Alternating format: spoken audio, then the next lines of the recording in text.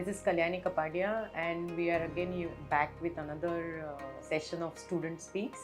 And this student who's sitting here has been very special for us. I mean, there are certain students who leave a mark on the school as well and follow all the ethics that Kaizzad has been talking about, and a lot of things that he's learned in the school has been implemented. And he's grown as a person. I've seen him from, I think, 14 years back or 12 years back. He came as a prospect to the school to now, and I've seen him grow as a person, financially, personal growth, everything. And we are extremely proud of him. And actually I wanted to get him first, but it never happened. And so I said this episode has to be with him. He runs a personal training studio in Pune called Ethos, and I'm extremely proud of having Aaditya over here with us. Hi Aaditya. Hi, thank you. Extremely honored. No, I'm telling you, Kaizzad would always speak very highly about you, and he would give your examples to students about being particular about your job and whatever you are doing and taking it vertically, so to speak. You will explain that later. And so I actually wanted to start this podcast with you because I know you are the one who's very special to K11 for many reasons. So Aditya, this particular podcast is about, talking about your experience with K11, how it helped to grow as a person, what you contributed to K11 as well. I know I'll talk about that, but I want to start with your first touch point to K11 or Kaizzad. Okay, it's always normally with Kaizzad. Yes, precisely. So my first touch point, if you ask me, was in Endurance Fitness Club, where I was a member. Okay. I was a member, I was working out over there, and trust me, I wasn't following a single thing the K11 trainers used to tell me to follow. Okay. I used to go over there, just hit my biceps and triceps and core workouts, and that's all. I never used to train my legs, I never used to train my back with that intensity.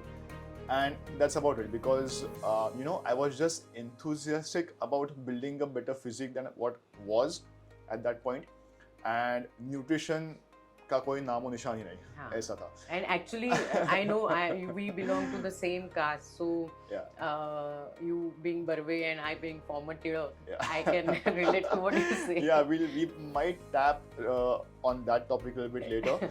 I mean, it is challenging, but again, going back to that phase of my life when I never used to follow the K11 advices, I never really found it important at that time. Correct. Because I just found important to become aesthetically more appealing when it comes to my biceps and triceps and just abs, and that's about it. Right. So just like a typical teenager, right, I was thinking in the same lines. Then Endurance Fitness Club interestingly held a seminar of nutrition. Oh, okay. Not even strength training. No, about nutrition. Correct. And this was in the other branch of endurance, which was I was working out in Kothur, and the other branch of endurance was in East Square.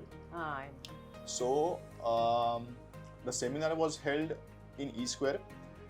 The timing of the seminar was, I think, 7 p.m. in the evening.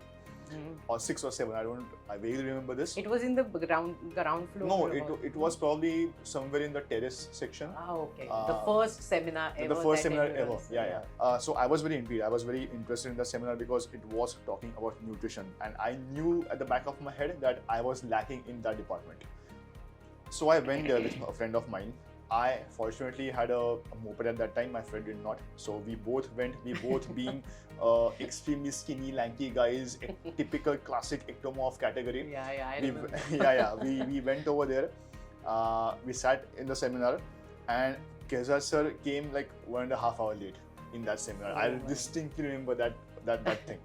And it happens that the traffic in Pune was crazy because of Palki. It was Palki at that time.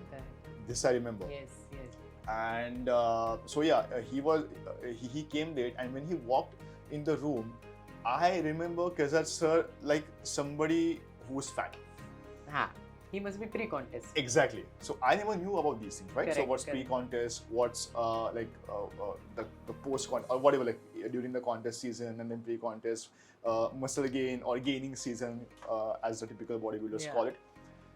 So yeah, I found him to be walking like a fat individual, of course, fairly dense, but Fat. typical, yeah, on a fatter side, Yeah. just like a typical power lifter of a diet, something like that. And those times were different. Yes, yes. Completely of course, different. Of I course. mean, what nutrition we are.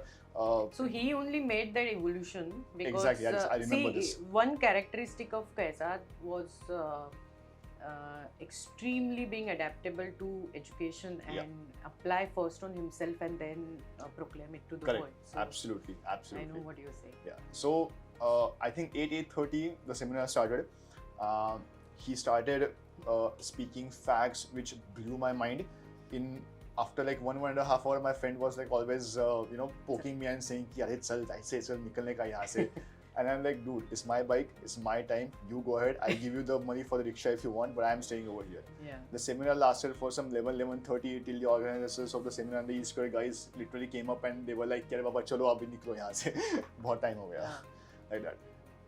That wasn't my first meet with Kaizzad sir for sure, because everybody was in a rush. He had a huge following and fan following base at that time as well. Everybody like was surrounding him by asking questions and all that. But that point onwards, I started taking my nutrition protocols and my workouts pretty seriously. Okay. Immediately the next day, I took money from my dad for enrolling in a nutrition package. The endurance was in endurance, which the gym was offering. Correct. And at that time, my nutritionist was Vaishali, if I remember correctly, and she prescribed me certain things. Being a pure vegetarian and at that point, completely. pure vegetarian, not even eggs, at the age of 19 or 20, if I'm not wrong. So she, suggested me to have this Celine, this Evian, the whey protein, the gainers, and all these things. And supplement. I showed this supplement called this to my parents, and they were like, "Why are you taking all these artificial substances?" So I'm like, see, I tried to explain them the science behind it. I don't know whether they fully understood it, but they were like, "Heck, just let's give it a try." So I remember them purchasing a big bag of that gainer, I know, serious mass. The typical 1:5 ratio of protein to carbohydrates. And once I started with that, with some good amount of proteins in my diet via paneer, I started showing some outstanding results. I mean, from a lanky 49 kilo individual to somewhere around 60, 62, 65. Wow. My parents saw the journey and they were very much convinced that, okay, these protocols are working fine. And when that happened, when I transformed myself, I started taking more interest in these things. How is the body getting transformed? Or how are the effects, how are the positive effects of all these things combined, nutrition plus exercise, are basically working in my favor. Having said that, my graduation was in line at that point. I was just going to ask you, I still don't know what stream of graduate you are. Okay, so I'm a commerce graduate and economics major. Oh, like yes, just like that. Yeah. So economics was my subject. And one more thing is that after my examinations and before starting the masters, right, there's this window of opportunity which you can grab and you can do multiple things, right? Correct. So this window I grabbed and did the K11 courses. Okay. I promised my parents that, okay, I'm going to do the courses just for my knowledge itself. It's a very selfish thing. I want to apply it for myself and then work towards it and maybe be in a better shape.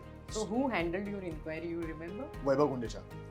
Yeah. So Vaibhav handled my inquiry, the first inquiry ever. I kind of inquired in K11 around 2000 if I get the year correct, it was 2011, and I think it was January or February or something like that. It must be the old school. It must be it was the old school, the FC Road wala. FC Road. My batch number was PTP E28 and Mayur sir was our main lecturer. So yeah, I do remember these things somehow. And it's really like a walk down the memory lane for me also, because I can just imagining that whole school and Mayur lecturing means it's like years back. But even before that, K11 used to handle. K11 used to rather for the prospects. Orientations, and rather I would say career counseling seminars or sessions, right? So Kamlesh was somebody who took the seminar at that time. So I attended that seminar. I was pretty much convinced that I want to do these courses, maybe for myself at that point. Later, I took my parents also over there. Yeah, I remember. So even they were a little bit convinced. I mean, they were like, "Ki अरे यार, अभी तो MBA और MCom के लिए admission ले रहे हैं." I'll tell you why I remember your parents had come. Because I think Kaizzad was there when your parents had come, or later he met your parents. Yes, and he did. then घरी येऊन तो मला बोलला होता की बर्वे आलेला मला भेटायला. Because my granny's surname from माहेरचं आडनाव was Barve. So he knew all my things. So he would come and tell me, bright boy. And probably the reason why he knew me so well, because at that point, the Facebook K11 group was very active, and I was very active, and even he was very active. I remember Kaizzad sir like typing each and every answer personally in detail, like in great depth, and then explaining to the people like how the things should be. I used to fight with him saying, "Arey, 2 wazle, you need to sleep because you got a 7 o'clock lecture." I know. He would say, "No, till the time I will answer this, I can't sleep," and then that will go on till 4 o'clock. So I said, Kaizzad, now don't sleep, because now if you sleep, the lecture is missed. Then he will be awake till the lecture time. True. So okay, getting back to your parents. Yeah, so I think that's how Kaizzad sir knew me from Facebook. Right. I mean, because I commented on several posts of his that I attended his seminar, and like I'm finding some great results by applying all the science which the K11 is teaching us, or maybe advocating. So after the K11 career counseling seminars, I enrolled for the K11 courses. Of course, telling my parents that it was just for my own sake. I did the courses, and I still remember this day. So my results were out, graduation results, and I somehow knew that I'm going to get screwed up in those examinations, because accounts and taxation. So these two subjects. Actually, you were other exams. Yeah, the exams. Sorry, I the thought you were ones. talking about K11. No, the graduation ones. So I remember Amol Bavkar taking my practicals at that time. I think it was the chest shoulder session, and my results were out. And I knew that I'm going to get maybe a KT or something like that in accounts and in taxation both. Okay. Because those were the papers which I found pretty hard at that point. And I was like, I told my best friend, I'm not going to come and take the results. Take my hall ticket, take my results. I don't really care what happens. And like the policy was that you have to like keep all your phones in the lockers and all that. So I never really bothered to go to the locker room and then again check whether my friend has called. I went to the K11 locker room. I took my phone out, 7 to 8 missed calls of my best friend. So I called him, and I expected I'm gonna like get a KT. And he's like, he used some typical Marathi curse words and told me that all clear. But that's good. So yeah, that was something which kind of my parents were kind of happy that I passed. And they never really expected me to excel in those things, because they somehow at the back of the head knew that this is not my thing. And a little bit of a background of my parents. My dad was a successful businessman, and having said that, what used to happen is that he always had a wish that he could drag me into his business, like a typical second generation entrepreneur. So and trust me on this, I did help my dad for at least 6 to 8 months. I tried to learn all the things which he applied in the business, or maybe roamed around with him. But somehow it didn't click me, and I was like, if it's not clicking me, and if it's still you still want me to run this business or to accompany you, I think this might go south, and I don't really want that to happen. Because it's your baby. You invested several years to grow this business up. I don't want this to become something of I don't want myself to become a liability to you. So I learned this principle in one of the book which I read, that if you are not an asset to the company, you are definitely a liability. Yeah, true. I completely agree on that, and I have seen many cases like that. I mean, having that realization is very important, because if you don't have that realization, you really become such a liability to the company, and you don't realize that. So I'm so great that you had that clarity from beginning that what I can do and what I cannot do. So again, like when my graduation ended and when my K11 courses were done with, and of course I scored like a distinction in K11 examinations, and then I applied for the job in endurance itself, because it was like I knew the managers, I knew the HR, the comfort level was there. Interestingly, they transferred me to E Square branch. I used to work out in Kothur, but they transferred me to E Square branch for 3 days. On the 4th day, there was a K11 ka workshop. So you know, like K11 used to hold workshops every second Saturday for the trainers to maybe like if there are some new updates in the fitness industry, if there are new sciences evolved in the fitness industry, then the K11 teachers used to come to the gym and check your form and the trainers, everything. It was a good revision at that point, and so it was mandatory for all the trainers to attend that session. So I went over there, and my Kothur manager saw me over there. I'm like, he was surprised. He was like, "What are you doing over here?" And I was like, "Sir, I cleared all my courses with distinction. Now I'm just waiting for the certificate to come. But till then, I'll be working with E Square." No, you can't go to E Square. I want you in my gym in Kothur because everybody knows you over there, and you will be a good asset. Right. But how was your transition from a member to a trainer? I mean, how did you? Because normally, what happens, I'll tell you.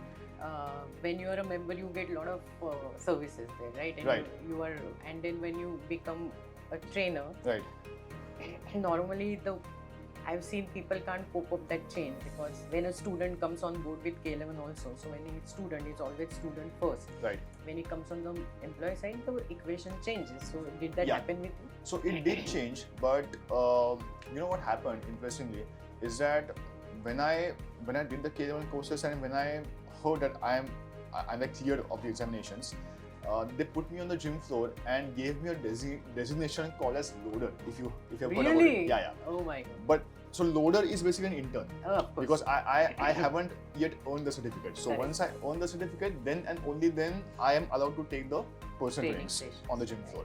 So I used to wear a plain black t-shirt, black track pants, t-shirt tucked inside, sports shoes, and that's how my persona was. And so yeah, I wasn't allowed to take PTs at that time, but I used to get certain inquiries from the people around ki, okay, I want to join you as your client. What is the procedure? So I'm like, hold your horses for at least some time. Go to the front desk and ask for this, that you want me as a personal trainer, and they will only tell you how the procedure is. I can't tell you like this directly, right? So after 1 month, I got the certificate from K11, and then I started my personal trainings. But did you get personal trainings from first month itself? No, from the second month. So first month not after getting the certificate immediately. Immediately, yeah. So I so bagged 3 the gym clients. did not restrict you from getting the personal training? No, it did not. Probably because they knew that I was a member first, and I used to follow K11 at that point, and I had my foundation quite there. Correct. So, and you know, the gym never gave me a bunch of clients. So the clients came to me and said, I want to join you at 20. Yeah, so it's very rare that the gym inquiries go to the gym that I want to personal train, because they will directly contact you because they see you on the gym floor. Exactly. So these people, they basically saw me working hard, being very consistent, not even having a single break, not even having a single holiday. And once these consistent members saw me on the gym floor continuously, they were like, okay, I want to train under you. What is the procedure? So I bagged some 3 or 4 clients in the first month itself. And so my income immediately escalated by almost like 60-70% in those 2 or 3 months. And that's a big number. Yeah. And so at that age? At that age, yeah, at the age of 21. So my dad usually, what happened is that he thought that a boy of this age who is extremely lazy in getting up in the morning, he won't be able to like sustain this job for a long period of time. 2 or 3 महीने के बाद मैं वापस आ जाएगा और मेरा business join करेगा. I think that was his thought process. But diligently, I woke up at 5 o'clock in the morning. I reached the gym at 5:50, 5:55. There used to be those thumb impression machines which used to take the attendance, so you can't really fool the system.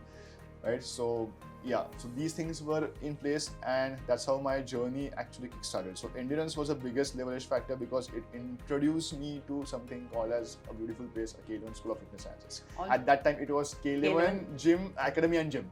K11 Fitness Academy. K11 Fitness Academy and Gym. Yeah. So you know K11 since that time. Yeah. When you started as a trainer, you had something in your mind that did you put a goal in, as in what I'm going to do after 3 months, 4 months, or you just worked as a trainer? So there was no precise goal as such. I never had a goal that I want to reach a certain level. But what my goal was that to keep on evolving and to keep on pursuing these fitness sciences. So again, I remember the day one at K11 when I went to K11, first ever paid course / workshop in my life wasn't the K11 PT course. Okay. It was a 500 rupees wala session conducted by Lata Rajan on core. Oh, okay. That was my first ever. Okay. So I was very inclined towards these things, especially anatomy, especially physiology and biomechanics and all these things. So when I did that course, I remember even Mayur sir attended that course, and Lata ma'am was explaining with the skeleton कहाँ पे muscle से where I just used to plainly write it down. समझ में कुछ नहीं आ रहा था, लेकिन I was just writing it down. But it kind of trickled me from inside. I became more curious, and then later when I inquired for the courses, I remember that PT course और उसके नीचे there used to be the syllabus, and that was something which excited me. Correct. And when I saw the syllabus, उसके बाद the second page was advanced personal trainers course for special population. Right. Okay, that excited me more.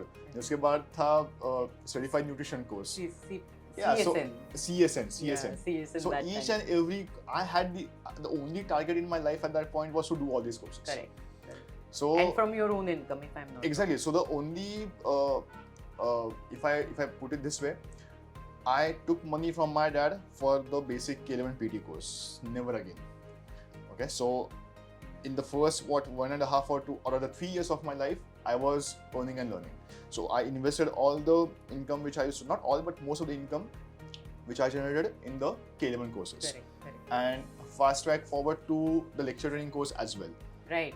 So I did that as well. Right. I never cleared the examination because it was extremely tough to clear the exams, and I think the criteria to pass it was somewhere around 90 or 90 above. 90 above. Kaizzad sir had set some standards very high. Because that's when you get those kind of people that teach, and that's extremely It's very important. It's very important. So yeah, so I did all these courses. So that was my entire goal, if you want to ask me about my goal at that point. Yeah, so why I want to ask that, because when I see trainers nowadays, they want to grow in 2 months, 3 months, but they never actually look at what they have to invest in first. True. To get that kind of results, rather than just saying, yeah, I want to earn this much. So when I started working, I remember I never used to have that focus. I just have to give full dedication to work, learn what Kaizzad used to teach us, because that time there were no courses. Right. But then me and Mayur used to be so dedicated to the job that the focus from earning money was shifted to learning, and the earning used to happen anyways.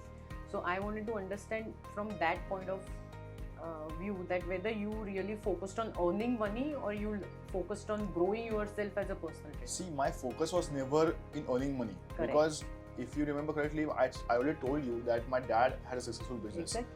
So one thing needs to be noted is that I never used to give money to my parents. This is usually where people confuse a lot, and they kind of have some false aspirations, especially young ones. Correct. Right. So if you go back in the history, my dad had a successful business till almost 2015 or 16, if I'm not wrong. So for the first 4 years of my career, I never gave a single penny. I never needed to give a single penny to my home. Correct. Right. So I used to get all the chunk. I used to buy my supplements from my own money, invest in the K11 courses and everything. Right. These days, what is happening is that the students, they are doing the K11 courses just to get that certificate or just to get that degree. So that was my focus to ask you, because earning is one thing, but learning is so important. It is very important. And for all the students, if you want to pursue the next higher course of K11, I really suggest you read the K11 manual from page 1 to page whatever, like the last. If you have done that and if you have, integrated all the knowledge, then and only then you pursue the next course. It will be much easier for you to understand the next course. And at the end of the day, it's not just about the certificate, it's about what you grasp from the certificate, and what you learn and what you apply. Yeah, all these things are pretty much important. And that curiosity is something which has to be there inside you. वो कीड़ा होना चाहिए अंदर सीखने का, ये क्यों हो रहा है, वो क्यों हो रहा है. Find answers on your own, find answers from your teachers, do all these things. And whenever you are in doubt, whenever you have any questions, K11 is always there to help you. So my another question to you, sorry, I'm just going to shoot questions. That's because fine.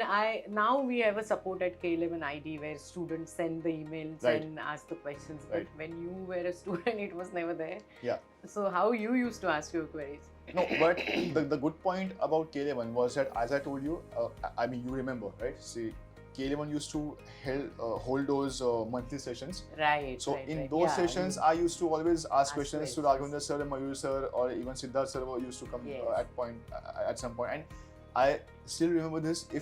If the lecturer at that point did not have the answer, they used to come back to me. And they would say, okay, I'll ask this to my seniors and I'll come back to you on this. Okay. So they used to be honest with you. They used to be very honest with you. They will not fool you or give you any wrong answers. Correct. So that was something which the focus was pretty apparent and it wasn't really divergent towards other ends. And I still remember this, that even in those days, I don't think WhatsApp was also there. I think it came much later, 2013 or 14 or maybe a little bit. But I never had WhatsApp at that 13, point. 14. Probably. Maybe. So I remember I used to just rely on the SMSs and that's about it. But what I was coming to is that students should never ever do the K11 courses just for the heck of it. Yeah, they should learn from the courses, and not just K11 course, all the courses. Any course, any book for the matter of fact. I mean, they love to fill their Instagram bio by telling people DPT certified, CPT certified, yoga certified, Pilates certified, animal flow certified and what not. But how much are you really applying all these techniques, all this knowledge to your clients or maybe to yourself, right? So I know so many people out there who have maybe certified in, let's say, Zumba or maybe animal flow. They haven't really done animal flow for the past 4 months. Yeah, but it's just an add-on for them. Yeah, it's an add-on for them. It basically, so what my problem is that it's an add-on for them, agreed. I can see on your bio, I can see on your CV, it's an add-on. But if at all I have to give you a client who wants to learn kickboxing or let's say kettlebell or animal flow, will you be able to teach him appropriately? Correct. You might have done that course 2 years ago or 3 years ago. You haven't really had a single client inquiring for animal flow. Are you capable of teaching the same techniques to him, which you learned? True. So this is something which I always ask in my CV. Social media people use, it's a curse and it's a blessing. How do you want to use it is up to you. Absolutely. Those who realize how to use it as a blessing really do well. I mean, I've seen that too. I mean, in today's time, when I talk about not having consistency with trainers at one job, they want to shift. But I've seen also people staying at one place and growing. Right. Growing also. So, Aditya, come back to K11's courses. So, you finished all the courses, right? Yes. So, my last course was probably in 2015, the lecture training course with Mayur sir.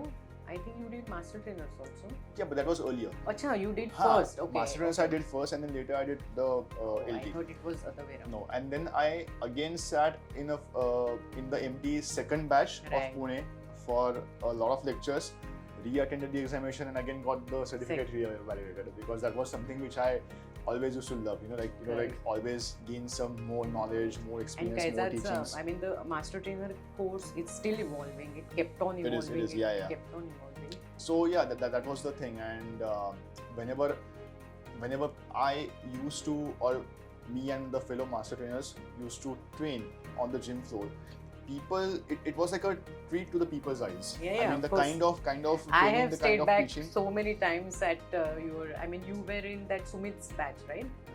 Sumit Exactly. The yeah. first K11 Master Trainers batch in So Pune. I have stayed back on Master Trainers batches with guys picking, and girls as well, picking up at the, say, go. Kaizzad used to say, pick up, and then, that movement used to happen. That was a treat. That command given by Kaizzad sir and the action and the action, I mean, as someone rightly said, thought is just an extension of an action. I don't really know what the phrase is. Action is an extension of a thought. So and Kaizzad sir really ingrained all these things in our minds, in our hearts, that do that task in hand. So apply that principle. It's a task in hand. The task in hand is to pick the object off the floor and put it down. That's it. Don't think about anything else. Which muscle is working, which muscle is not working, what is firing and what is not firing. I mean, all these gimmicks were completely shattered by him. Yeah, correct. So and that also he changed his own teaching ways. So when I used to get trained with him, because I've done LM's fitness, and then he took us 6 months. So he used to first tell us, breathe in, go down, keep your feet like that, and and then I've seen him evolving as a teacher too. So from that to just sit down and get up. And how the body follows the actions.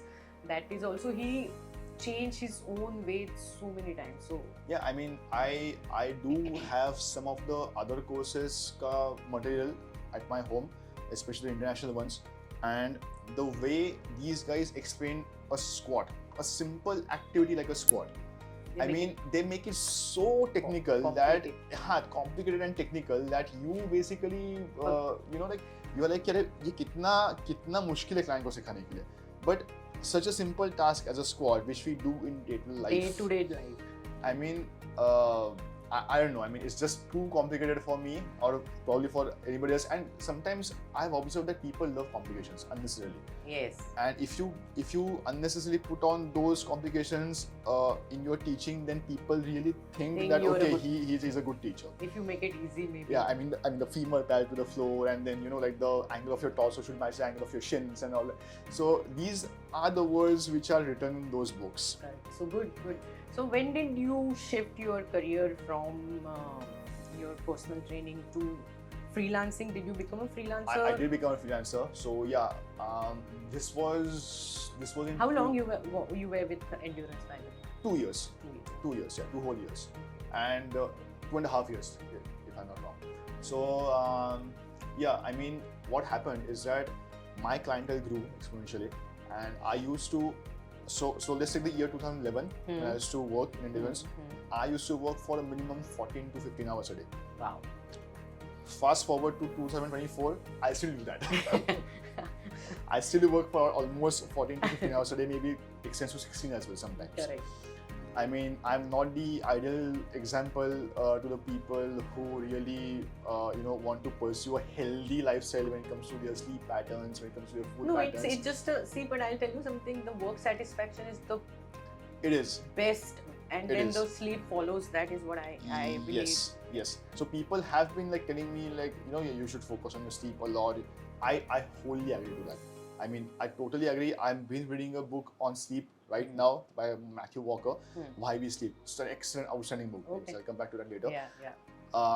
But what used to happen is that I was so engrossed in teaching, I was so engrossed in coaching, that I really used to lose track of time. Correct. And typical session used to last for 45 minutes to 1 hour. Sometimes it used to last for 1.5 hours as well, because I knew that I need to teach this guy a lot of things. And at a very base level. And right now. Yeah. So sometimes the session used to last till 10:30, 11:30 at night. Then I used to go home, then I used to bathe, then I used to have my food, then I used to again wake up in the morning at 4 o'clock. So this was there. But this you never found it as a hard work, correct? You just enjoying the process. Yeah, I enjoyed it, especially when I founded Ethos. That was the time when it was too strenuous. I mean, to handle my own clients plus to handle the facility. I mean, the facility was just building up. I know. So that was quite strenuous. But I always enjoyed the process. No complaints so far. Yeah, I mean. How did Ethos formulate, or the idea of Ethos, or very few people know this. Why you wanted to set up that facility? Okay. Very few people know this, but I was having this discussion with a good client and a friend of mine and his wife. Oh, okay. And we were sitting Vaishali for our cheat meal. Oh, okay. So that client of mine reduced some good 6 to 8 kilos in some 1.5 months, and it was basically a treat meal for him. I was like, you go crazy on your meals, don't even tell me what you are doing. So he was like, yeah, tu bhi chal mere saath. So at that point, I just formulated the idea ki my goal or my ultimate plan would be something like this. And he was like, why the hell are you not doing this? This is such a brilliant idea and nobody has done this before. Correct. So, and that client of mine being one of the best entrepreneurs in my, like, according to me, very hardworking, a first-gen entrepreneur, and he saying all these things to me made a lot of impact, and my confidence boosted a lot at that point, at that moment. And then I went home, I pulled out a pen and paper, and then did all those numbers, those calculations, and then I found out okay, the amount of commission I'm paying to a commercial gym against an individual client is this much. Okay, if I, let's say, pull out all this, if I take this number, this big chunk of number, and pay rent, salaries, electricity bills, and maintenance fees or whatever it is for that facility, is that matching? Is that equally? Is that equally? Is that equal, or is it more than equal, or how is it more than equal, or how is it less? So the numbers were very interesting and they were matching. And then I found, okay, why not to do that? And if you are like gonna purchase the equipments, they are yours forever. So this kind of excited me a lot. Then I did some research. I met you as well. Yeah. I remember. But when you met me, you had a different plan. I remember that. I did have a different plan at that and point. I'm because so glad it didn't work out. I'm so glad. I mean, when I went home and I spoke to Kaizzad, I said, one more guy wants to set up a gym. Why they want to set up a gym? Why can't they be personal? Kaizzad said, hang on, I'll talk to Aaditya. Yeah, so I'm glad that plan didn't work out because I could not rent out the space which I wanted at that time. See, everything happens for good. For good, I Yeah. know. But anyway, so this plan worked. This plan worked beautifully. I want to know basically why you named it Ethos. I have never asked you this, nor I think Kaizzad has discussed that with me in detail. I really love that word. Basically, What does Ethos stand for you? So main thing is ethics and principles and morals and values. So all these things are basically taught by Kaizzad sir to me. I've imbibed those things from him. Something called as objectifying, something objective thinking, if you may say. Yes. So this is something which is very crucial in everybody's life. Yes. And if you don't apply these things, then, or let's say you're not applying these things and yet you are successful. I mean, you can't enjoy that success. You know, deep inside you know that you're an unauthentic person, and then you know that somehow you're fooling the people. And if you have that fabric, ethical fabric. Exactly. If you have Exactly. And basically, I can sleep peacefully at night. I know I haven't really fooled anybody out, and I'm giving my best to the company, to my trainers, to my members, and that's what matters at the end of the day. So that's the ethos you. Yeah, and that's why ethos. That's the ethos by ethos you live by. So good. So when you, quit freelancing and I mean not quit, but you were going on doing freelancing, and you were working on Ethos. Yeah. What were the toughest days that you had, or what are the days do you think, why am I doing it? I mean, why the hell am I? Those days come. I've been through so many days like that. I think, do I really need to do this? Do I want to do this? And then at the end of the day, the answer comes, yes. So 2018 was the toughest year of my life. One of the toughest years. Okay. The reason why it was toughest because first, Ethos was getting conceptualized. Correct. Second, I used to work as a K11 master trainer for 3 months, if you remember. Yes, of course I remember. Third, my engagement was in the same year, in December. Yeah. So these 3 big things were there in my life. And, managing all these 3 things were extremely stressful. I mean, dedicating time to Ethos, to my family, to my personal training. So always my clients used to be the first thing which I clients first. Yeah, clients first all the time, because they have already paid you. Yeah. I just can't tell them ki I have to be at Ethos at my new venture because something kuch to aa gaya hai regarding some infrastructure issues and something like that. But I never did that. That's a great thing. It's a really great thing to do. Yeah, but I could do that because I already had a team in place. Oh, okay. There were people I didn't know that. Yeah. So even before that, even before, so when I conceptualized all these things, I started, gathering some good brains and good human resource from the industry. I kind of scanned Instagram for their accounts. I knew some people, some trainers who used to work in some gyms, and I used to always observe those trainers, that how are they teaching, how are they coaching, how are they as a human being. So when I kind of handpick those individuals, I kind of gather them around and then explain the idea of a person training studio. Correct. So these were the guys, those first 6 to 7 guys, and a girl also. These were the ones who helped me a lot in establishing my business. Correct. And I'm forever grateful and thankful to them. So are they with you yet? So most of them, yeah, they are with me. This one, Ketki moved to, if I'm not wrong, London. 2 of them are somewhere. So see, what I have done in Ethos, that everybody is a freelance personal trainer. I haven't restricted them that okay, you have to work at Ethos only.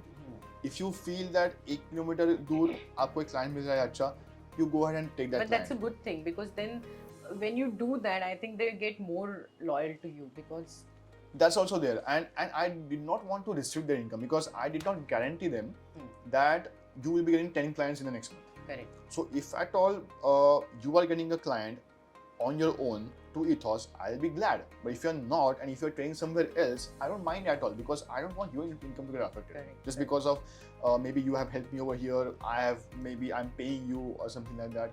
So I did not want to do that. So that really made the, I think that thinking is really important, because kind of gym owners do get that itchy about their trainer going somewhere, or they do. Yeah, so this side of the table of gym owners should learn that. I mean, having that openness. Yes. It works in their favor. It does work in their favor most of the time. And see, there are some people who will be like, I just posted a story on that, something related to you. Basically, people are like birds, and then like you grow them up, they learn to fly, and then they shit on you.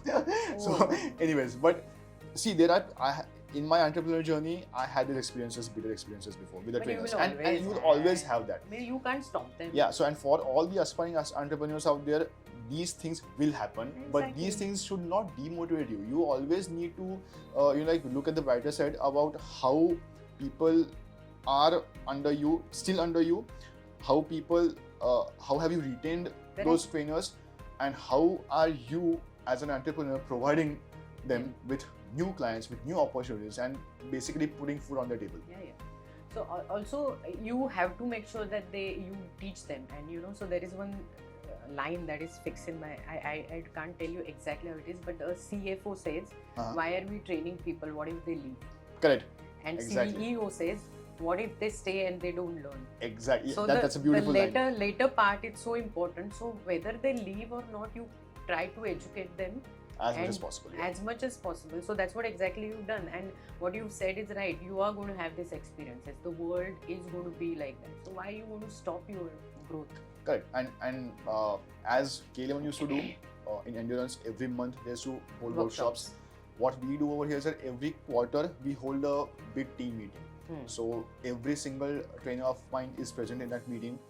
What we have achieved so far, where we are right now, and where we are going to go. Correct. So this is something which we discuss a lot. Right. And once the goals are in place, and once we know that okay, we have to reach over there, and to reach over there, we need to involve all these things together as a single unit, as Kaizzad cells. Yes.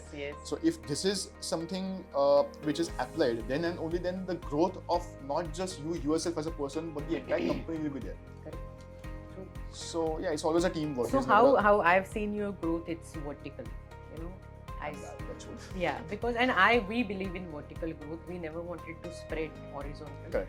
We had a lot of opportunities, but it was always Kaizzad, me, Mayur, Devki, who always said that Devki had a thought of going horizontal, but then we scrapped it, and we said we just want to concentrate on education. So how has that worked for you? And I also know, I'm going to come back to another topic which is on my mind, but with this, in COVID, whole world went online. I know you stayed offline. Yeah. So how that worked?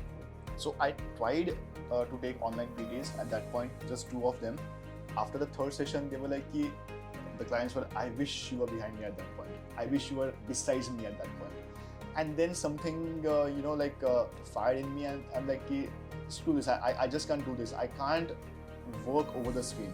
I mean, the entire aura of a person when you're just standing behind you or maybe besides you, and then shouting and then queuing and then correcting your mistakes, biomechanical mistakes, errors, flaws, whatever you call it. Or just compliment. Or just compliment you. But when that person is there besides you, trust me, the performance of the client just skyrockets. Yeah, of course.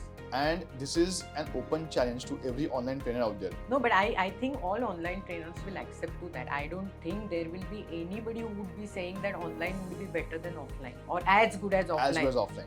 So rather, I would rather tell all the online clientele out there, for a single day, for a single session, just call your online trainer at your place and then make him train you and see the difference. Yeah. I mean, the kind of quality he or she will be providing will be outstanding. Correct. And you will be so inclined towards calling him again and again to your place, you have no idea, and you will be very used to it, used to the fact. Yeah, true. So some people train because they can't make it, and when Agreed. So I always thought that on and off combination would be good, because the days I can't travel to your studio and get trained, but you don't do that at all, right? I don't do that at all. So, but how did you survive COVID then? Okay, so one thing is that I had a very strong business model. That's the first thing. Correct. Okay, so we started in the year 2019, January. Correct. Yeah. 13 January. 13 Jan 2019. Okay, so 1 year and 3 months down the line, COVID happened. Our ROI got recovered in the next 7 to 8 months itself. Correct. So that this was a big boom. Maybe you can call it as a honeymoon phase of the business, or maybe people were very glad that I started something on my own in Kothur, which was my core area of competency. Correct. So that's why people came to me, people trusted my name, and I tell this to all the people out there that make sure that your name stands out. Yeah. Because when your name stands out, even if you open a chai ka tapri, it's gonna run. Yeah. So that was the essence of it. And when I started the studio, I got a lot of inquiries, I got a lot of trainings, and I had my entire team with me to take those trainings. Correct. Okay, I can't afford Aaditya Barve. Okay, that's fine. I have a K11 student. A lot of people. I have a K11 student who is a little bit, was under my internship as well, who knows it's and bits about pursuing, and of course, some of them were very experienced. So this entire team was ready. Correct. To cater to the audience. Correct. And when I knew this, and when people started coming, when people started experiencing the essence of personal training, there it started booming. Correct. And what happened is that the quality of the services or the quality of the coaching which we delivered was at par, because many of the gyms in that area were operational by some entrepreneurs who never really recruited K11 trainers. And people saw this difference, how precise the biomechanics is when it comes to learning an exercise form. And when the K11 trainer, one of my trainers, used to teach these things to the members, people got like, are you a trainer? Are you a coach? What kind of courses have you done?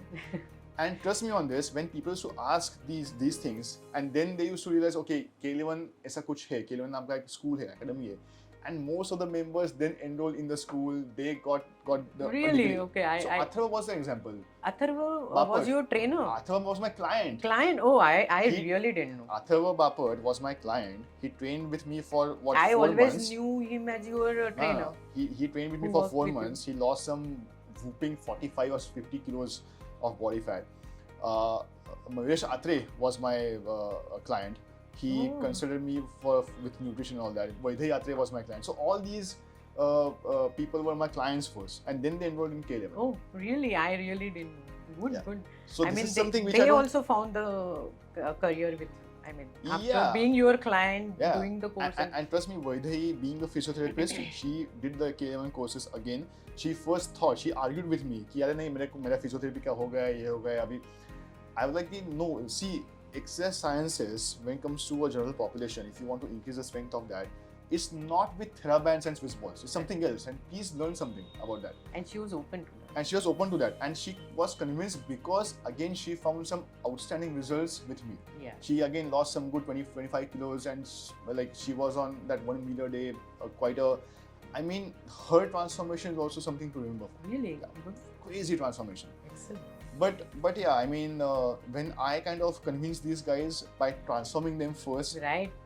Then they later found it to be, then everything was in K11's hands, Right. and it was very like rather easy for Vaibhav or some Vaibhav Gundeshwar, maybe some Whoever was fitness there. executive to. So Kaizzad used to say many times this, that my salespeople, earlier means are my students. I mean, right now also he says that most of my good salespeople I would call my students, because when they give results, then we get more inquiries. So Absolutely, precisely. So Yeah, so that's what happened, and so- it's still happening, by the yes, way. yes. So, but I really want to know about the COVID, because COVID hit and you Yeah. not going online. How did you survive? I mean, Yeah, so your expense में rent तो था ही, electrical bill तो था ही.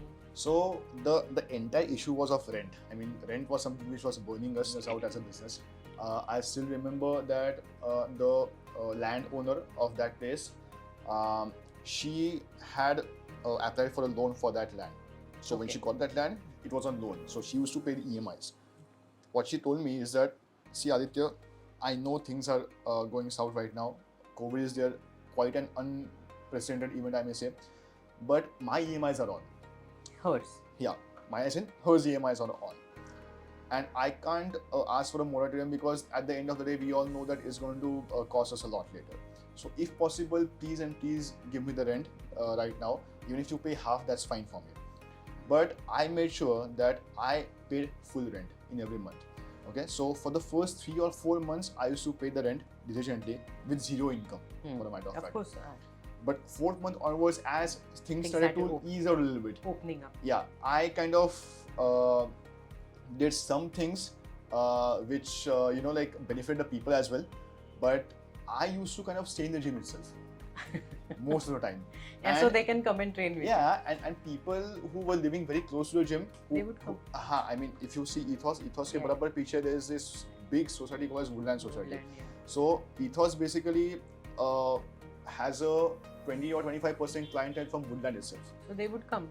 So they would come, and I used to basically call them at time to time, so that there's nobody around. Yes. So there is no many So rush there's in the no there's no rush, there's no crowding happening, and when that used to happen, then people used to trust us more. Like, okay, Right. अभी मैं gym में जा रहा हूँ, लेकिन कोई नहीं है नहीं gym है. में. That's a good thing for me. Correct. So So yeah, good. so this is something where we were hitting monthly break-evens when it comes to our rents and when it comes to our electricity expenses, and of course staff salary was out because there was nobody coming in.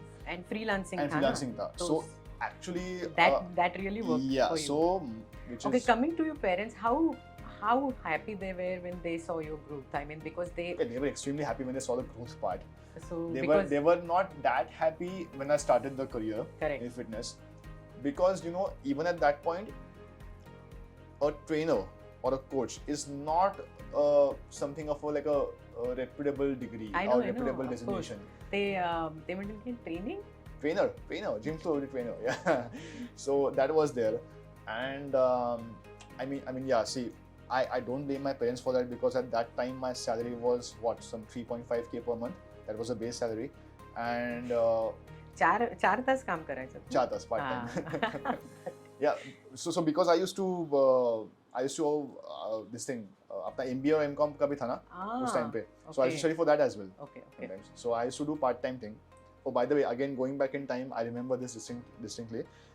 I started my job somewhere in June 12th, 2011. December 7th was my exam of MCOM. Okay. The same year, right? On 1st of December, on my birthday, I went to Appa Bhavan Chowk and got all those books and notes to study for MCOM. At that point, 7 divas. Yeah. See, because my base was quite clear. I mean, Okay. I knew some things in accounting and cost and taxes and all these things. So I just need to revise them. I was pretty sure that I would crack the basic examination just to, pass the MCOM first year or whatever it is. So December 7th was my exam. 1st December, I took an official leave of 7 days. just to study for the MCOM examinations from my manager. I went to Upper Soak, I got all those books out and I started reading them. And I started page 1, page 2, not a single word excited me. I shut those books off And I went to the gym again. I told him I'm resuming my job again. And I called my parents at that time and I told them that I'm not doing these courses. I'm sorry, I just can't learn this. And on that day itself, I enrolled for the advanced personal course for special pop in K11. and that was conducted by Gangwan? That was conducted by Anand sir. Anand, Yeah. Gangwan, That was yeah. conducted by Anand sir at that point. So yeah, and yeah, again, fast forward to the COVID situations. Yes, it did. No. First, tell me about your parents. Sorry, parents. Yeah. So when did they felt satisfied that my boys made it? Probably after some good 6 to 7 months later. Means immediately after. Yeah, immediately after. Yeah. So because the income graph was like climbing up from like 3.5k to 30k was just in 6 months. Right. So if you take in percentage, it was quite high. High. And so my dad started realizing कि okay, कुछ तो अच्छा कर रहा है, like सुबह उठ रहा है, काम कर रहा है, and disciplined है. That's also one thing. And later, as I did all the courses, my dad used to suffer from high BP and diabetes. Okay, so he was on medications. And I knew certain things about these things, like Correct. like how sugar or how Right. diabetes can basically amp up these conditions further. So I kind of tried to tell him how he should be going on a strict low carb diet, do exercise, do weight training, and do everything. First, he didn't listen to me, but later when he started listening to me and then started his self-study, and then started seeing some YouTube videos and started seeing some, maybe reading some books as well, he reversed his BP and diabetes in the next few months. Excellent. And this kind of, again, he was very curious about the facts that how are these things working. Correct. And then he started almost the same supplement protocols which I was following. Excellent. And when he was opposing those supplements, Correct, like he was correct. opposing whey, he was opposing those pills and all that. But now he started using the same supplements. Even my Correct. mom does the same thing now. Excellent. And I remember talking to your parents during the opening when me and Kaizzad had come. Yes. And they were very happy because, just a thing about, in Marathi, loko, mulga margala lagla. So I remember asking them, saying, are you happy with his career? And, because it's an offbeat career. We all are from offbeat career. So they said, no, we can't be any more prouder about him. So I remember this, that when I got my first super bike, that was the point when I shut everybody up. I kind of opened the doors for many people out there, I think, and they used to ask me around, being a trainer, you can earn this much. Yeah. Because they saw my super bike out there. And trust me on this, but one of the motivating factors in my life, apart from all the K11ers, the K11 lectures, was a guy named Nikhil Patil. So Nikhil was somebody at that point who had set up some standard epitome for the trainers out there.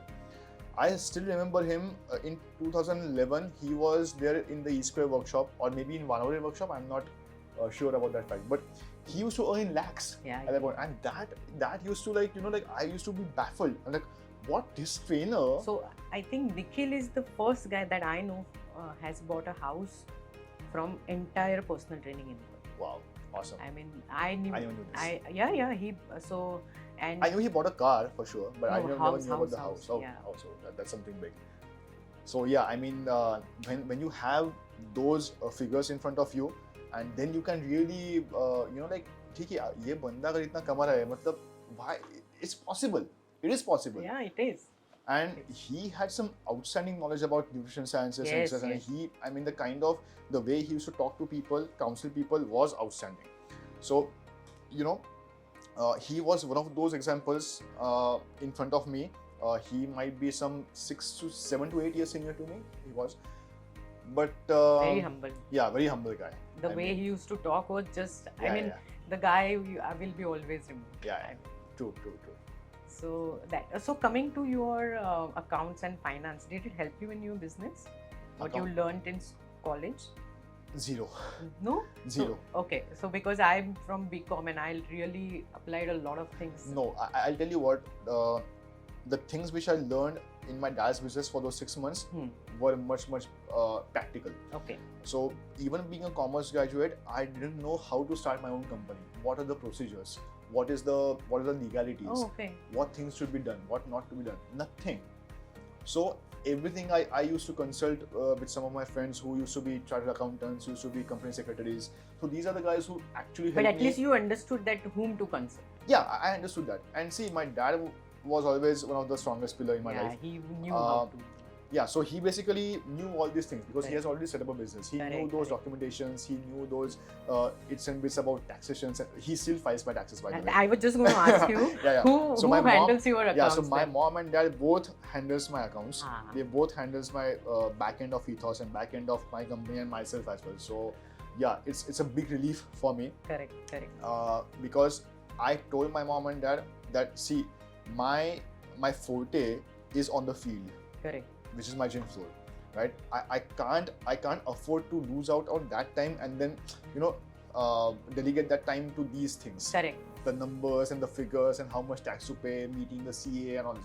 Of course, I do meet the CA a couple of times of the year, but it's actually what usually used to happen is that then I need to maybe reschedule one of my clients to some other time, and that is quite unprofessional, if I may say. And I never want to do that. So, no, but good, you are involving the family in the business. So, I mean, so Kaizzad would always say that I am not great at numbers. I am not good at this, but I have got people, or I've selected people who can help me with. True. That way. So I didn't know your parents. Yeah, and I think delegating responsibilities to other people helps you a lot in growing. Yeah. Because you can basically have that vision of what to do in the future, and knowing people are. Yeah, correct. Knowing people are with you.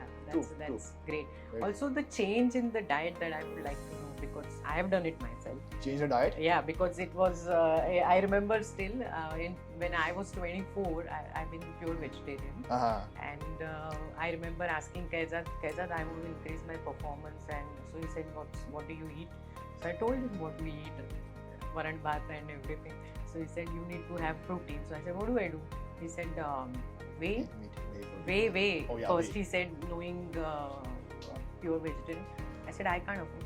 Start eating chicken, and that's how I started. Okay. So how did it happen with you? So honestly, as per my mom and dad, they used to feed me egg whites when I was a child, okay. like a growing child. I mean, maybe I was like 1.5 year old or 2 year old.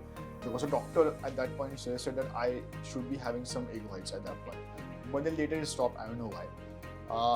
Again, fast forward to when I was 24 or 25, I remember that I started eating meat. I will not say started eating meat, but I had the opportunity to have meat at a restaurant called as Trikaya in Bavdhan. So at that point, I was with my wife. Of course, at that time she was my girlfriend. And so yeah, I ate this fish called as lemon butter fish or something like that. It was a basa fish, practically tasteless. Ekdam tasteless. But it was softer than paneer. And when I tasted it, I was like, I think I can have this for the starters. Then it transitioned towards prawns. Again, tasteless, but with all those masalas and all that, I used to like it. Then it came to chicken. Then it came to chicken ke baad, it came to mutton, of course. Mutton ke baad, it came to bacon.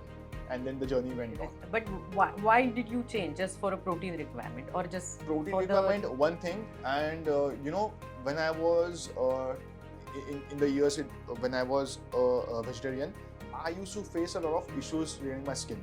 A lot of issues. I had a lot of eczemas.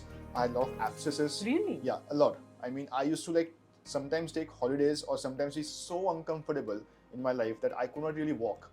So, and very funnily, all the abscesses on my body was on my left side.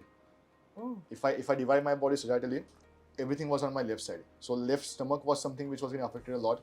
Boils used to come, and it was like a big ones. And it used to be very, very painful. Inner thigh pe aata tha, left eyelid pe bhi aata tha sometimes. And it used to bother me a lot. And I dug up many researches out there कि ये क्यों हो रहा है, क्या हो रहा है, heat का concept क्या होता है, like you know many people But say. heat तो फिर meaty foods are the heatiest. I know exactly, but I wasn't having the meaty foods, and yet I used to get affected with those things. And then I dug up with some research, and then a lot of research. Then I started including certain supplements in my diet, and started cutting out certain foods in my diet, and it practically healed me. Especially when I went full-blown carnivore. I mean, that worked like magic. Correct. I mean, I used to recover faster. I used to train harder at that point, even though I used to like, work for like 14-15 hours a day, and the work was extremely physical. It is. It's very physical. And after finishing almost 80 or 85% of my clientele and then working out, and then maybe setting up a PR or hitting a PR or maybe breaking your own PR, I still, to this point, know this and tell this to my clients and friends as well. This is not my actual PR. This is my pseudo PR. My actual PR would be that day whenever I will not be taking a single client. Whenever I'll be properly rested and then I'll be lifting that weight. Yeah, and then just come there, work out. Exactly. With the focus of exactly. PR. Yeah, it's different. Because whenever as a coach or as a trainer, if I want to work out, if I know my golden hour, let's say is 5 o'clock in the evening, I don't have the liberty to work out at 5 o'clock in the evening. Yeah. Because I have my dedicated set of clients at that point, right? So clients first, always. Yeah, good to know that. So this whole journey that you've had, Aditya, where do you see yourself? And then what is that now? You have one Ethos. Yeah. And you're working. So I don't really aspire to have multiple branches as of now. The reason being simple that I would rather like to, I don't mind multiple branches, that's the first thing, but I need to have some really good quality human resource for that to handle that. I just can't dedicate that authority to somebody who is just there for the sake of it and just because I have investors ready with me. Correct. By the way, I do have a lot of them. Yeah, I know that. But that's I'm the sure point. Of that also, even if you don't tell me, because once the brand is successful, I know that people will want to invest in you. Yeah, I mean, every time I meet these guys. And they're investing in you. In me, yeah. And every time I meet these guys, they're like, "Are, कधी त्या खर्ची मारता आपण? अरे ही जागा मोठी, अरे ती जागा मोठी." I'm like, no. Let me get the basics right. Let me get the human resource right. And once that happens, then we can think about doing this. I also know that a lot of your staff is there since long time with you. Yes. So I don't treat them as a staff. I treat them as my equals because they are equally. We are in the same domain as personal trainers, right? Of course, they are freelance personal trainers. They are not. I haven't recruited them as my employees. They are not on my payroll. Every single one of them is on a commission basis. But they are my team. They are my core team. Yeah. So I can rely on them. Right. I can put some tasks for them. So do you do anything different, or what do you do that they stick around with you? What is your? See, maybe continuous learning process, the principle of Kaizen. So Aditya, I know that a lot of your staff is with you. Right. So what you exactly do that because retaining staff is also one of the quality of a leader. So what do you do exactly?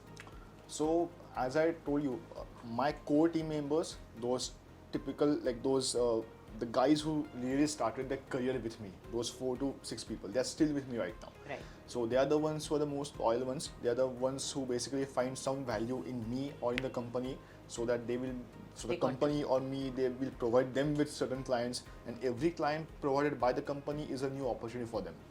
So not just that, but they know that even me as an individual, I do not like to stick to one point. I always want to grow, and if I'm growing, I'm going to take everybody with me.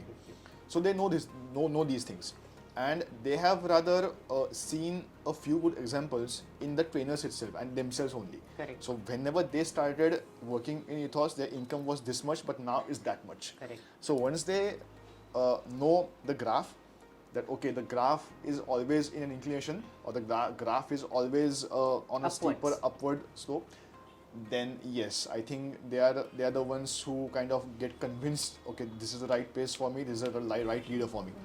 But I don't think it's only money that what are the other things that you do generally to make them stick with you, because I've seen a lot of people who are earning money but they don't stick around, they move.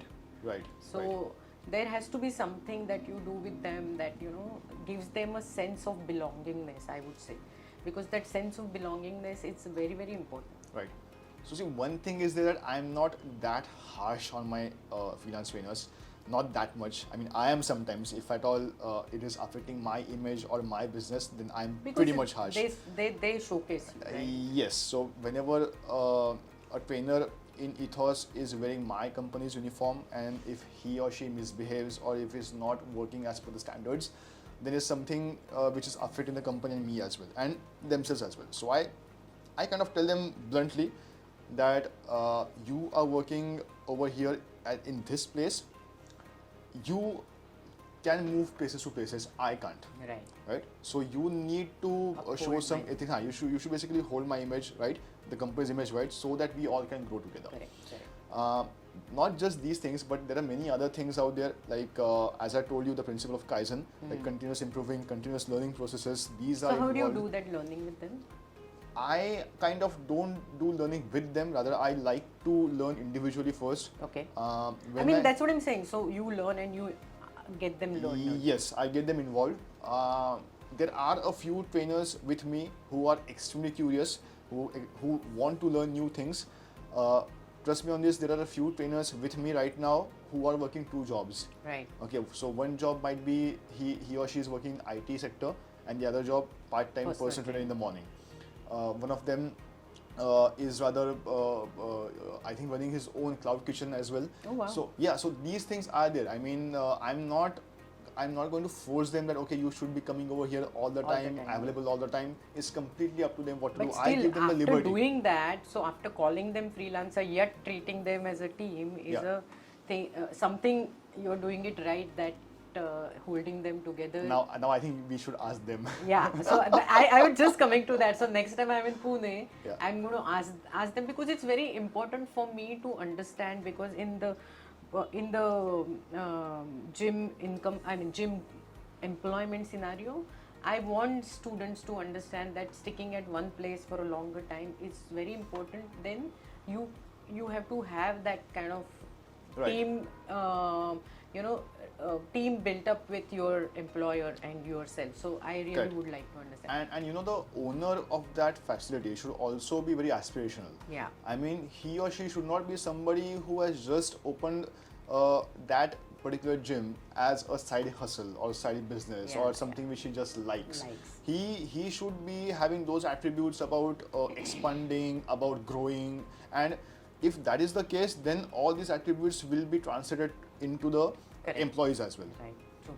So that I'm going to do that one session with your people. Oh, I would love to hear that. Yeah, I would, because see, when so with K11 has people since years with us, and we always initially when we always thought that we are doing something right, but after that event, it proved some people really stick around. I know. And then much. That made me think a lot ke kya kiya hai hum log ne, and and I started concentrating a lot because being Kaizzad there and holding everybody together, and then holding everyone together was a big difference that I saw. But that's the reason I'm more curious about that mentality, understanding, and I'm going to talk to them. Right, and K11's philosophy, the first ever philosophy, was knowledge is power. Yeah. Right, and if we use this philosophy throughout our lives, and when we use this philosophy, when we learn new things, when we apply to the clients, when the clients benefit, this entire thread is so positive that you kind of change people's lives. Yeah. And once the lives has been changed completely, these people will never ever forget you. Yeah. And these people will be a walking and talking marketing machines out there. Correct. So you don't really need to spend a single penny on marketing. By the way, one thing which I would like to tell you guys about Ethos and even myself, don't market. Exactly. I know that. Since the inception of Ethos, we haven't spent a single penny on marketing. I know I'm not advocating that, to be honest. There might be a lot of people out there who needs marketing, and rightfully. But somehow I feel that if we market And if at all we get a bunch of inquiries and bunch of enrollments, I don't have the number of human resources to. No, but you don't market, but you brand well, because I remember one of your. It's a holy day. It's not a holiday. Yeah. Correct. So correct. that stuck in my mind, saying Right. it's nice, and it will stuck in a lot of people's mind, True, and they will. true. And there are some more from you that I really like. I never told you that basically. So I just remembered, but it stuck in my mind. It's holy day. It's not a holiday. So we never give holidays. I mean, whenever any occasion comes, the members are the first one to ask us कि अरे कल छुट्टी है क्या? मैं कहा किसी ने बताया आपको छुट्टी है? लिखा है बोर्ड पे छुट्टी है? नहीं है, छुट्टी नहीं रहेगा. The only day where we give holidays is at the time of Ganpati Visarjan, because the roads are shut and roads are closed. Maybe. No, Palki again we keep it open because as I told you, the woodland. Yeah, exactly. Woodland harbors almost 20% of our. Yeah. So one more question which is in my mind. In between, Kaizzad used to go and drive or ride students' bikes and cars, and he started promoting it, and I remember there have been students who have come and met us and said, why are you only promoting those people? And is it? Because so Kaizzad had a philosophy showing students that there are successful personal trainers, and that's why he had started it. You are one of them, I'll come to that. But they didn't see people who were seeing Kaizzad's videos of this, and they didn't see the hard work behind it. So when did you buy your BMW? So I got my BMW in the year 2022. Right now. So I mean, what I know is 11 years after you started to work, you got your BMW. Yeah. And by the way, it's just not me. Me and my wife equally contributed to this. Yes. Right. So most of the people who think that I am the one who got this all by myself, they are wrong. Dead wrong. My wife and me both love the car, and then we got it together. Yeah. So Mansi and you, correct? Yeah, Mansi and me. So, but yet for a personal trainer, it's a bigger contribution towards putting down money for BMW, because. Yes, it is. So even before the BMW, I got the Superbike. Yes. This was in 2014. Yes. Right. So coming back to your question. Why Superbike? Why not? Pure love towards automobiles. Right. I am a big petrol head. Okay. Till this day, I'm a petrol head. My next supercar might be a Porsche or something like that. That's what I'm aspiring for. And it is not something that I want to showcase. It's not something which I want to show off. I just love it. Yeah, I know. I know so many people out there, especially trainers, unfortunately, that they just buy these things because it looks good, or maybe it creates a status symbol. It is a status symbol Exactly. rather than anything else. True. So that is what I want to tell students. It's not because you want to buy the car or bike because of a status symbol. It's because you love, or it just has to be a very natural process. And same case with Kaizzad sir. I mean, he had that innate passion towards riding and towards superbikes, even bikes for the matter of fact, or cars for the matter of fact. And I remember still me and Kaizzad sir discussing things over bikes and cars. And then, he was like, why are you buying a super sport? Why are you buying a super bike? Buy an adventure bike, because he wasn't getting those adventure bike. I'm like, sir, sorry, but adventure bike is just not my thing. No. I really love the sound which gets churned out from the super bike. And and speed is something which triggers me. So that's why a super bike, and I will probably in the coming future buy one more super bike for sure. Which one? The one which is probably the Fireblade. CBR. Probably, that's what something which is on my mind. Intrigued you. Yeah, a lot. I remember the ride that we had in 2017. Bikers Day.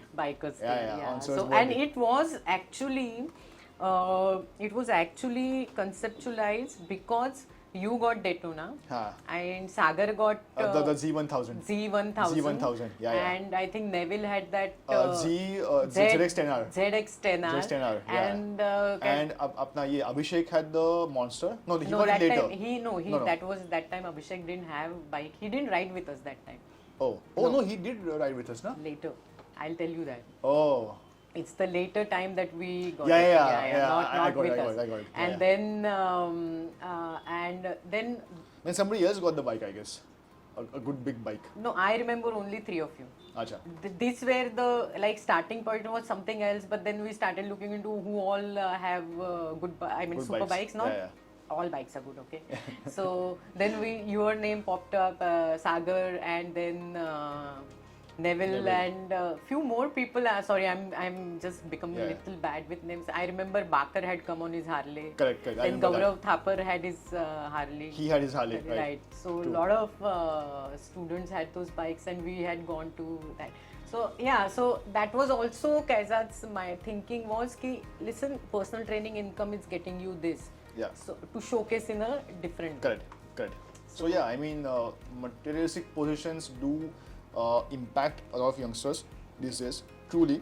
And again, having said that, it should not be something which always has to be on your mind. Yep. If at all you have that innate love and passion for it, then you go for it, otherwise you don't. And of course, make note that every single person's life is different, history is different. Yeah. So when it comes to talking about me, you guys know for the matter of fact that my dad was earning at that time. Yeah, you didn't have to support your I didn't family. have to support my family, but there are still people out there who are earning a bunch of income. They are supporting their families, and that's something of a different level. That's of a high value. I mean, if you're not buying a super bike at that point and supporting your family, it's more of value. It's more of value, exactly.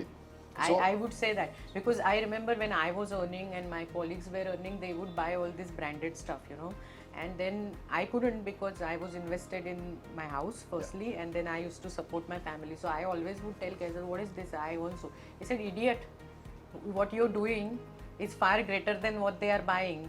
Those things will fade away. These things will stay with you. And I actually relate to that. When you hit that maturity and say, yeah, really. I mean, I am more satisfied that I supported my family. When I sold off my super bike in 2020, just 2 weeks before lockdown, by the way. Really? Yeah, I sold it off in 2020. It was March first week. And I got a really great deal on that. Good. So when I sold off that bike, then all the memories shot up, and I had quite a big emotional attachment to that bike. Yes. Because it was my first super bike ever. Yeah. And like letting go of that materialistic position which the economists say, okay, this is a materialistic thing, just let it go. I just could not do that. Then why did you sell, by the way? So I kind of saw the future was a little bit grim, because see, for the next 8 to 10 months I would not be able to ride the bike because of the lockdown for sure. That's but you didn't know that time it's going to be lockdown. I somehow knew, but I knew that really? this was going to go bad. So that's why I made the decision to sell off my bike. Okay. And honestly speaking, when Ethos started, my riding became extremely scarce. Okay. I remember when Ethos wasn't there, I used to ride almost every alternate day. If at all I knew कि कल सुबह के PTs cancel हो गए, चलो रात को जाएंगे ride पे. Correct. This was there. And where? Lavasa? Anywhere. So what is the most enjoyable ride of your life? Enjoyable ride in my life was always Lavasa. Since I had a super bike, and since Lavasa had those good serpentine roads all around, I used to love cornering. I used to love that banking and all that. I was a novice guy. I didn't learn these things, but yeah, it was fun. I mean, there was no traffic at that point as compared to today. Did you do any kind of course or no? No, I want to rather. It's on my mind to do a go-karting ka course as well as to do a superbike ka course as well. Both of them. I have still retained my Alpine Stars car racing suit. Really? The gloves, the helmet, everything is in my cupboard right now, properly packed. And whenever time permits, I will be joining that course for those 3 or 4 days ka session with that. It's 4 days. But yeah, that's on my mind for sure. Correct. And why BMW? Driver's car. I love driving. It is actually. And but Audi is also driver's car. Not at all. It's an old man's car. I'm sorry for the Audi owners. I mean, it looks like an old man's car. It handles very well. No doubt about that. But it looks like an old man's car. Yeah. And compare that to an M Sport. No, M Sport is just a It's car fantastic. It handles so well. I mean, I can imagine Mansi sitting in that car where she's not even thinking. Yeah, so interestingly, one of our family members have a mini SUV, the Hyundai Venue. The mini SUV, the tall car, right? So that's usually parked in our parking, and since my cousins are not in Pune, there are some times when we take off that car as well. So Manasi is extremely comfortable in Venue because she can see the entire road out there. Yeah. The entire expanse of road is in front of her eyes, and she is very reserved when she sits in the BMW bucket seats. obviously, I mean, I don't blame her at all. Yeah. And the car is also like that, you know, like whenever it hits on some patches of some congested roads, the sensors pop up, wo awaaz aata hai. Like, it basically shifts your focus to something else. Correct. I mean, you can switch it off, but yeah, still. But yeah, I mean, why BMW is because when we bought the BMW, we compared all the other cars as well in the same price bracket. So first we wanted to buy a Nexon. I know, the Nexon, Tata Nexon. Really? EV, yeah. I mean, from where to Yeah, where? I I'm know, just I know. thinking Nexon to BMW. So we wanted to buy a Nexon EV. Then we figured कि Nexon के बाद में क्या है और कुछ अच्छा है क्या टाटा नहीं लेने का है. Then we got to know that MG has also come up with an EV. MG is bad. So I know. So we saw the MG car EV. No, the EV. EV, okay. The EV. I don't Yeah, remember EV the name is of the EV. Yeah, is there. So we saw that. Then we saw this thing as well, the Superb, the Skoda Superb. So that time I had a driver with me, and so I was thinking ki okay, if I get the Skoda Superb, I will be again in a comfortable seat at the back of the car, and then I can maybe do all my work over there, sitting over there. These things. So you don't travel much. I don't travel much. So क्या करेगा उसका? I know that's also there. But you know, I'll come to that later. And then later we saw the Camry. I love the new Camry. I mean, the one which you had, uske baad ka the one version up, the design was so beautiful. I still love the Camry, by the way. So, and it was a hybrid. It is a hybrid. So average bhi acha milega, comfortable milega. But when I drove the Camry, I could not feel the same driving pleasure which I got from the Skoda. Correct. So I was like, agar Camry leka hai, to let's see the 3 Series as well. So the 3 Series BMW we saw, the Audi A4 also we saw, in that segment we saw the 3 Series Grand Limousine, then we saw the 5 Series as well. And when we saw the 5 Series for the first time, it kind of was like a love at first sight. Yeah. And even before the 5 Series, actually we were having our eyes on the 6 Series, the 6 Series GT. So it had a really good prowling stance. Yeah, it is. It's a big car, maybe 5.1 meter in length. It is taller also, right? It's taller from the backside. Behind. Yeah. So it has like this prowling stance. Like the this, trunk is over here, the headlights Yeah, over here, like this. And it has those retractable spoilers, those BMW laser lights and all these things. So it was a very fancy car with air suspensions on. So we saw that car, but it was a little outside our budget. And we were still contemplating whether we want to buy this car or not. Are we really sure we're going to buy this car? And then after a month's time, the 5 Series came, the new 5 Series. And this new 5 Series was this 50-year edition 5 Series. So BMW in that year completed 50 years of M Sport. Okay. And since they took out a whole line of BMW cars dedicated to the 50-year edition versions. Yeah. And luckily, apparently, I don't know whether this fact is still true, but many of my auto journalist clients told me this, that we own the only Alpine White 5 Series M Sport 50-year edition car in Maharashtra. Arey wow, very That's good. what some of the auto enthusiasts told me. But that car looks stunning. Yeah, the car looks stunning. I mean, the black I'm not a rims. sedan person. I don't. So I wasn't a sedan person until I got the 5. And when we got the 5 and when we drove to places, especially ghats like Pasarni Ghat or maybe in Tamini or Murshi, wow! I mean, the car handles so well. You feel so one with the car, so connected with the car. The steering is so accurate. Wherever you point, the car goes. Oh, wow. You know, it's amazing feeling to be in those sporty bucket seats with those bolsters hugging you over the waist, and you know, like you can't move. You know, there. you are just there connected to the road. Right. So that's the beauty of a sedan. I mean, you can't do this in an SUV. You can't. In an SUV, no matter the kind of car you have, you still have that body roll. Yeah. So yeah, I mean, it's a worth to buy. No, why? Because I am very passionate about vehicles, automobiles. I mean, me and Kaizzad used to have a lot of discussion on why this car, why that car, and the cars we would narrow it down to and everything. So, right. So when we went to the BMW showroom, the price I was getting the 5 Series for, in the same price, I was getting M340i, if you know that. No, I don't know. So see, BMW has some segments, right? Yeah. M cars, right? So M Sport is one of the most basic version of a sporty car of a Okay. BMW. Okay. Then comes something like an M, let's say 340i or M240i. So if the M badge is if the M badge is a suffix to a number, that means it's of a higher grade. Okay. And okay. then comes the original M cars like M2, M4, M4, M5. M5. So that's like the high grade Oh, track okay, person cars. understood. So I was getting an M340i in the same price. It was an inline 6 car, churning out some 380 bhp. And yours is in line? Mine is inline 4. 4, yeah. Yeah. So, but the size of the car was very small. It was a size of my old Verna.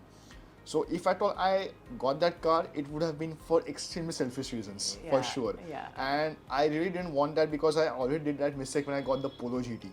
So when me and my father both sit in our Polo GT side by side, nobody can sit behind. The seats come And behind. when I got the Polo GT, at that point, I was getting the Volkswagen Vento almost in the same price. No, Ray, but I would any day choose Polo GT I over know. Vento. So, but that was a selfish decision which I made. I Nah, mean, that can't, okay, I want a you car. can't compare Vento to You Polo can't. GT. So that was a selfish decision which I made in my life at that point, and then I was like, But "Okay, I let's not think be GT selfish is still again." with you, no? GT is still with Yeah. me. Yeah, it's still with me. I mean, I'm not going to set it off. It is beautiful car.